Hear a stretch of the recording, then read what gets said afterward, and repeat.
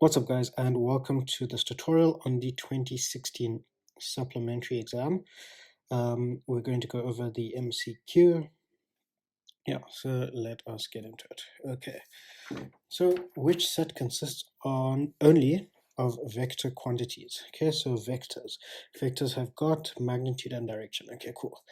So let's start cancelling some stuff. Okay, mass is a scalar, so A is not an option.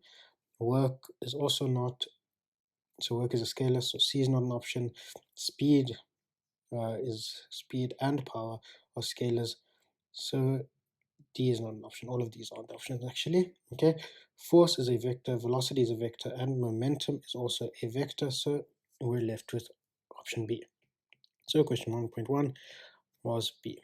Cool stuff. Velocity versus time graph are shown for 3 racing cars, a red, green, and blue car. At t equals 5, which car has traveled the furthest? Okay, so we've been given velocity time graphs. Okay, remember, if we want to work out the displacement from a velocity time graph, we look at the area under the graph. Okay, and we're looking for the car that has traveled the furthest, so we're looking for the greatest area. Okay, and the greatest area would be, because of this shape here, this curving shape, okay, so the greatest area would be the blue car. So we're left with C. So question 1.2 is C. Okay, question 1.3. You throw a ball vertically upwards and measure the time it takes to come back to you. Okay, that is T. You then throw the same ball upwards so that it takes 2T to come back down to you. Which statement is true about the motion of the second ball? Okay, so this is a free fall question. Okay, so we're going to start with UVATs. Okay, so first I'm going to take for time equals T. Okay, so UVATS. Okay, so I'm going to worry about the case where it goes from the bottom to the top. Okay, so at the bottom we don't know what the initial is. We know the final is 0. Okay, I'm going to take upwards as being positive, so my acceleration is minus g. We know the time it takes. Okay, so to get to the top, okay, so to get all the way to the bottom takes time t. So to get to the top, it's going to take time a half t. Okay, so a half t. And s is also unknown. Okay, so I'm mostly concerned. Let's see. The first one says the ball's initial speed for the second throw. Okay, so I'm going to try solve for u first, because that's my first option. Okay, so u, we can use the equation, or rather we can use the equation v equals u plus at. Okay, we know 0 equals u minus gt. So here u, the initial velocity, is equal to gt. I'm going to say this is u1. Okay, now let's get scenario 2, UVATS once again, but this time for t equals 2t. Okay, the initial is again unknown. The final is going to be 0. The acceleration is minus g once again. The time I am going to use, because okay, for this scenario, to complete the full one takes 2t, and to get to the top, therefore, t is going to be equal to t. Okay, so half that time. So time is t. This is gt, t is a half. Sorry, there's a mistake here. A half t, so this is a half gt. 1/2 gt. Okay, s is also an unknown. I'm going to use the same equation, v equals u plus at. So we have 0 equals u minus g times t. Okay, so u is equal to gt. Okay, so I'm going to say this is u2. So if we actually look at this, u2 is equal to 2 times u1. Okay, so if we take u1 and multiply it by 2, we get u2. So the velocity of the second ball, the initial velocity of the second ball is twice the, okay, so it is option A. Cool, so it works out. The ball's initial speed for the second throw was twice the initial one, and we've proved that. Okay, so 1.3, the answer is A. Okay, so an object is sliding due west at a constant velocity on a frictionless surface.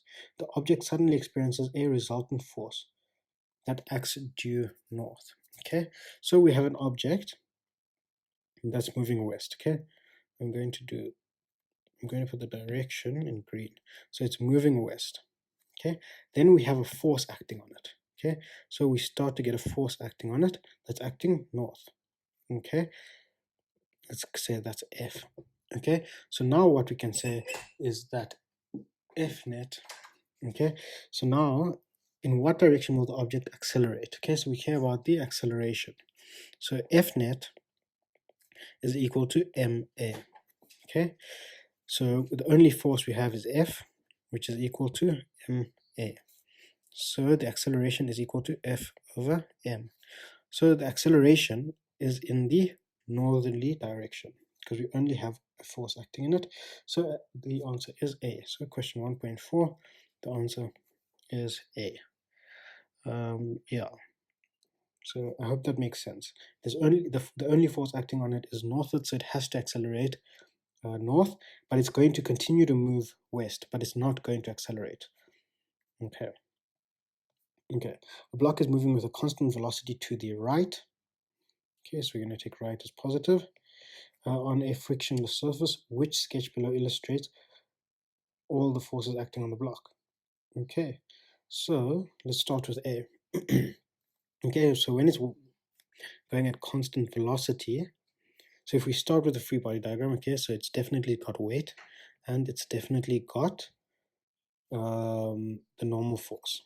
Okay, so if it's traveling at a constant velocity, the sum of the forces in that direction must be equal to 0. Okay, and there are no forces acting in the horizontal direction for this, so the answer is A. Okay, let's just go through the other options and go through why they're wrong. Okay, if we have a force acting this way, the sum of the forces is equal to some force F. So we have a mass times acceleration, so it's accelerating, so it's not at constant velocity. The key word here is constant velocity. This prevents a constant velocity. Okay, here for C, we're missing the normal force, so that's wrong. For D, what we have is that F1 is greater than F2. So what we have is F1 minus F2 is going to result in greater than 0. So we get an acceleration to the right. Okay, so that also can't be the case. So 1.5, answer is A. Okay, we've had 3 A's in a row. Cool. Okay, so an asteroid of mass 5m is traveling at an unknown velocity. The asteroid explodes into 2 pieces, one of 2m with a velocity of 4v, and the other of 3m and a velocity of v in the direction shown. Which, okay, so choose the correct statement.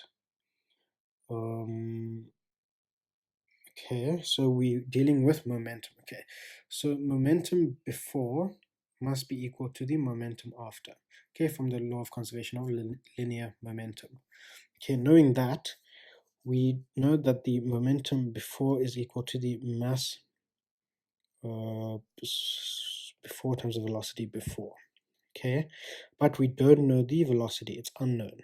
So let's work with the momentum after, which is equal to, I'm going to say this is 1 and 2. Mass 1, velocity 1 plus mass 2, velocity 2. Okay, and let's take that direction as being positive, so the right being positive. Okay, so mass 1 is 3m, velocity 1 is going to be minus v, plus mass 2 is going to be 2m, velocity 2 is going to be 4v. So what we're left with is minus 3mv plus 8mv, so we're left with 5mv. Okay, so we're left with either B or D, and we know that momentum is conserved. That's how we used, okay, so this is momentum after, but it's also equal to momentum before, and we got there using momentum, conservation of linear momentum. So the answer is D. So question 1.6 is D. Okay, while a motor is in operation, the total power, so the total input is Pn, is transferred to useful power U, and some is wasted. Okay, so the wasted power is W. What is the efficiency? Okay, so remember, efficiency is equal to useful power over total input times 100.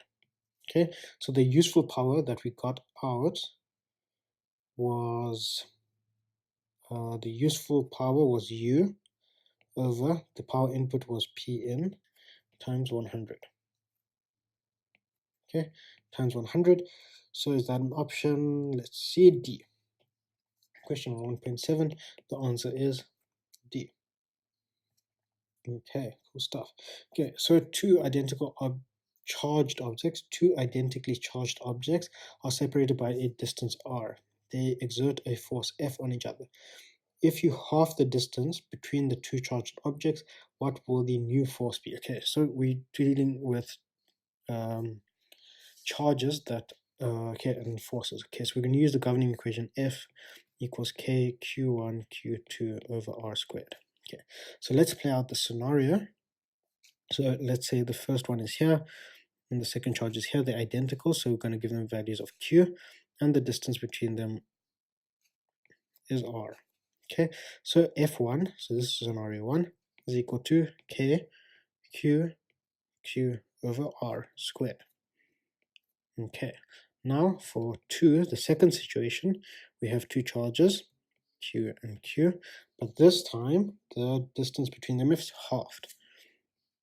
So the distance is half R. So F2 equals K Q Q over a half R, everything in brackets squared. So that means when I multiply square the half, that 4 K Q Q over R squared. Okay, and if we look at this part right here, that's exactly this part right there. So that's equal to, so F2 is equal to 4 F1. Is that an option for F? So 1.8 is option C. Cool stuff.